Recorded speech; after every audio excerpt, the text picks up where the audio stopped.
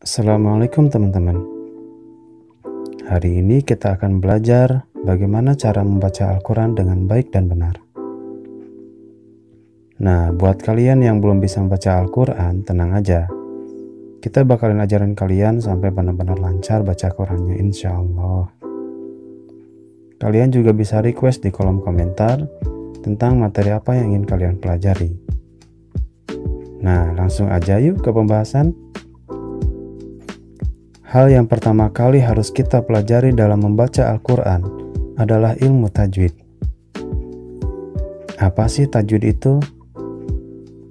Secara bahasa, tajwid berarti melakukan sesuatu dengan elok dan indah, atau bagus dan membaguskan. Dalam ilmu qiraah, tajwid berarti mengeluarkan huruf dari tempatnya dan memberikan sifat-sifat yang dimilikinya.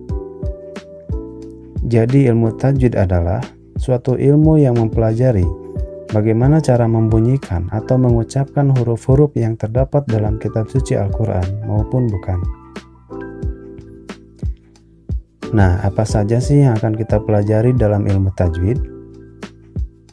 Secara garis besarnya, masalah-masalah yang akan dikemukakan dalam ilmu tajwid ini adalah makhrajul huruf, yaitu tempat keluar masuknya huruf.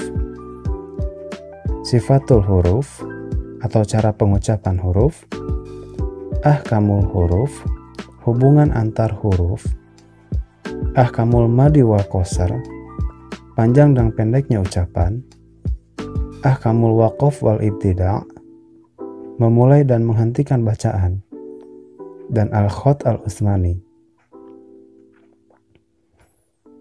Nah, dalam pembahasannya nanti, semua istilah tersebut akan kita bagi menjadi beberapa pasal agar kita bisa mempelajarinya dengan mudah. Sekarang kita coba ke pasal pertama. Pasal pertama dalam ilmu tajwid adalah hukum nun sukun dan tanwin. Maksudnya adalah bagaimana cara kita membunyikan huruf nun sukun ataupun tanwin ketika kita membaca Al-Quran. Pada dasarnya, bunyi dari huruf nun sukun dan tanwin ini adalah N. Namun dapat berubah-ubah tergantung huruf yang ada di depannya. Hukum nun sukun dan tanwin terbagi menjadi 4 bagian. Yang pertama adalah izhar, yang berarti jelas. Ini terjadi apabila ada nun sukun atau tanwin menghadapi huruf-huruf izhar, yaitu hamzah, ha, ha, kha, ain, dan ghin.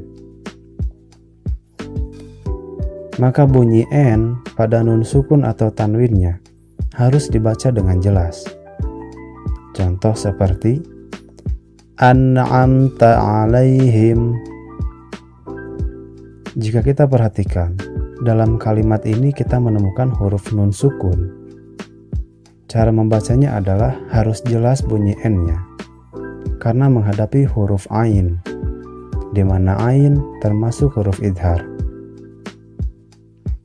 Nah, sebagai latihan, coba cari contoh lain dalam hukum idhar dan kalian bisa share di kolom komentar ya. Next, yang kedua adalah idgham, yang berarti masuk.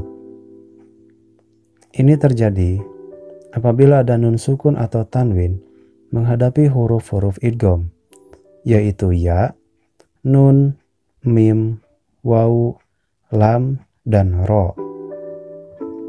Maka bunyi N pada nun sukun atau tanwinnya harus dimasukkan ke huruf selanjutnya. Contoh seperti may yaqulu. Tidak dibaca man yaqulu, tapi may yaqulu. Bunyi N-nya dimasukkan ke huruf selanjutnya. Contoh lain seperti hudal lil muttaqin. Bunyi N-nya dimasukkan ke huruf lam. Pada dasarnya, idgham terbagi menjadi 2 bagian. Yang pertama adalah idgham bigunnah, yang artinya masuk disertai dengan dengung.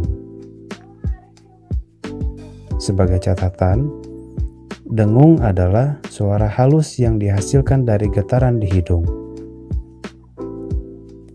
Ini terjadi apabila ada nun sukun atau tanwin menghadapi huruf idgham bigunnah, yaitu ya, nun, mim, dan waw.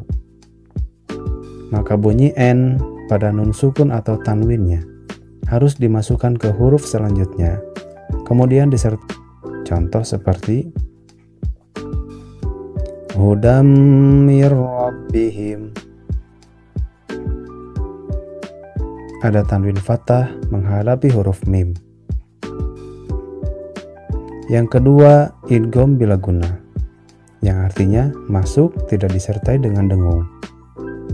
Ini terjadi apabila ada nun sukun atau tanwin menghadapi huruf idgham bila gunnah, yaitu lam dan ro. Maka bunyi n pada nun sukun atau tanwinnya harus dimasukkan ke huruf selanjutnya dan tidak disertai dengan dengung. Contoh seperti mir rabbihim. Ada nun sukun menghadapi huruf ro. Atau seperti hudal lil muttaqin. Ada tanwin fathah menghadapi huruf lam. Safari Quran, it's never too late to learn.